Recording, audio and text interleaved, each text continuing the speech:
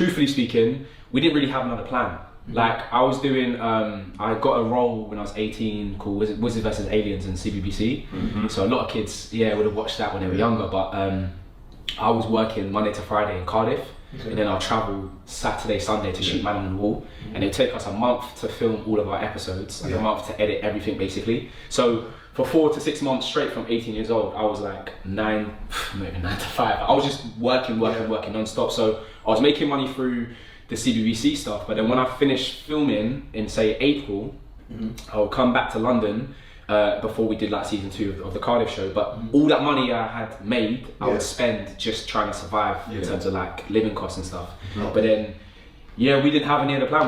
We didn't have any way to make money. This was the vehicle we were gonna use to make money.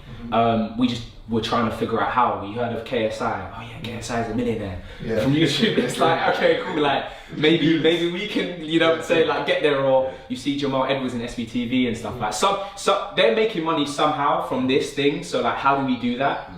So then we thought it was going to be YouTube revenue, but then we signed like a Suge Knight deal. We signed a deal with a company. Basically, back then there was these companies called MCMs. And what they did is that they will come and they did to all of us. Link Up TV, all of us, even SB. But they signed all of us to their network, and then what they would do is help us monetize our channels. Okay. All they did is just collect the money.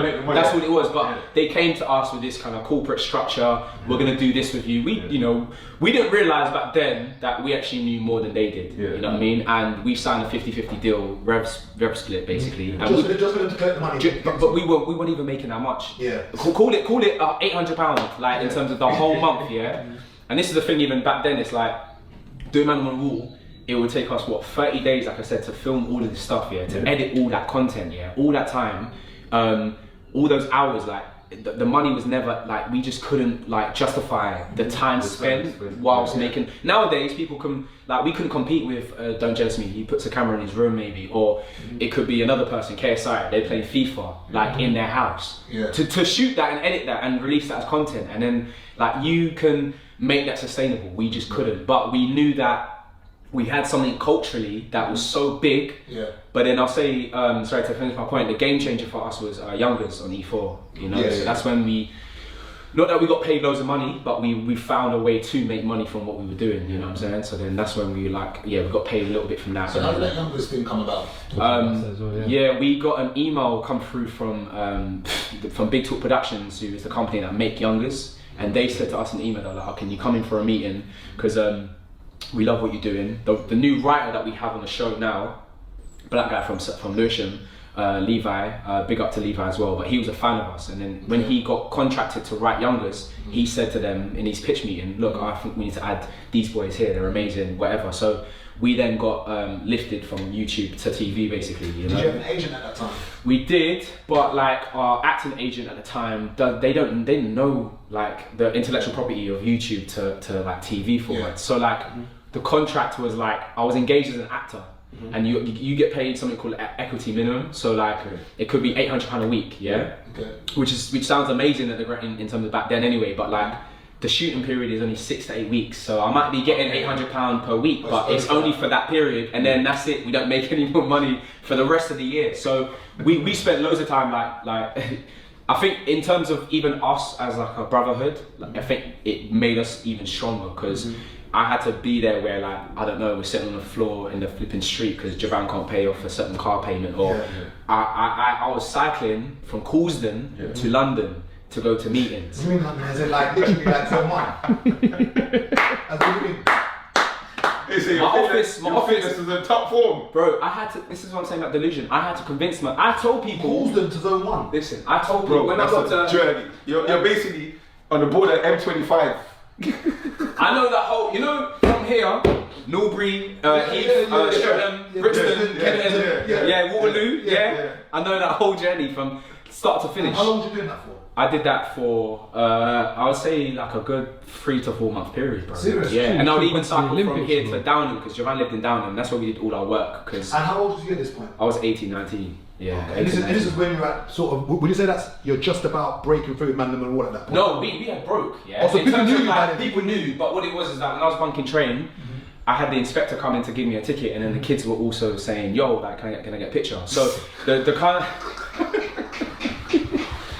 Oh mate, it's not easy. It's not easy. broke is like being one of the broke must be hardest, the worst like thing, yeah. frustrating thing. Like, especially I don't know, like.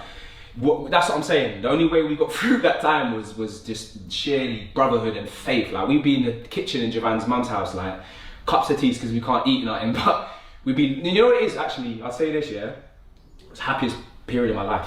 Serious? The best period of my life ever. Creatively, unstoppable. Because if you can't, you can't stop me from creating content. Yeah. And I've got no money in my pocket, but nothing is stopping me. Then, you know what I'm saying? Like, we're not untouchable, but it's like we were just ready for every opportunity. You know what I'm trying to say? So like, Did your parents? yeah, the hunger was crazy. Did your parents at any point say to you, "Hey, person, I understand this passion you've got for doing monologues. I understand. I've seen you do your auditions, and I see the setbacks. Do you not maybe want to maybe just go to uni then and maybe study accountancy?" No, I mean, because your family were they funny Zimbabwean, enough, right? No, my dad said to me, my dad didn't, when I said to him I want to be an actor, he wasn't sure about it at first, but I've got my stepdad as well and my mum in terms of like family setup. My stepdad, who in fact I'd say is more like a very pragmatic, realistic guy. He's very, you know, he drives a black taxi in London. For all my life, you know, the guy, like money-wise, he's got everything sorted. He's also Indian as well, descent. So you already know culturally how they're kind of set up in certain ways. But he was the one who was like, "Yo, no, like we got to take him to." Like Brit School-wise, he took my application form physically by hand, drove it to Brit School. Was like, "Yo, this is you need this guy." Like he saw me perform in Woodcote when I was in year 10, and then I think that performance like showed him something that I can do. I don't know what I did, but obviously I fell in love with acting, and you know what I mean, that was the passion.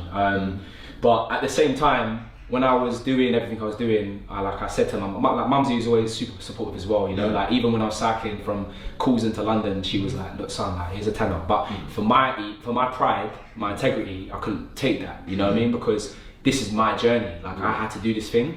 But I was also I'll say the entrepreneurial spirit was still inside of me as well from early. So like I had my own FBA business at 16. Okay. So I was selling secondhand books on Amazon. Yeah. And my dad was doing it at like a 10 times scale compared to me. But yeah, I had this machine called a Neato scan. I'll go to charity shops, scan the thing, it'll do a little sound, and it'll tell me that this is worth £1.50 on Amazon, 50p in the shop, innit? So then I did that for like a 2-week period before I just got super lazy with it. But like I made like a lot of money in a quick space of time. But like I said, I got lazy with it, but it taught me something in terms of like, you know what, like if you got a little dream, you got a dream, you know what I mean, you can build something around it. Also, I can't even take credit in terms of the credit's also with my friends that I did it with. Like if you understand, like Javan for example, say like his family setup is like it's crazy. Like I met his uncle. the Wades are Which uncle? I think it's the one that's in the church. I can't remember his David or Uncle Dennis. I think it's Dennis. Dennis, yeah. Yeah, So Dennis. Dennis managed us. Okay, yes. Dennis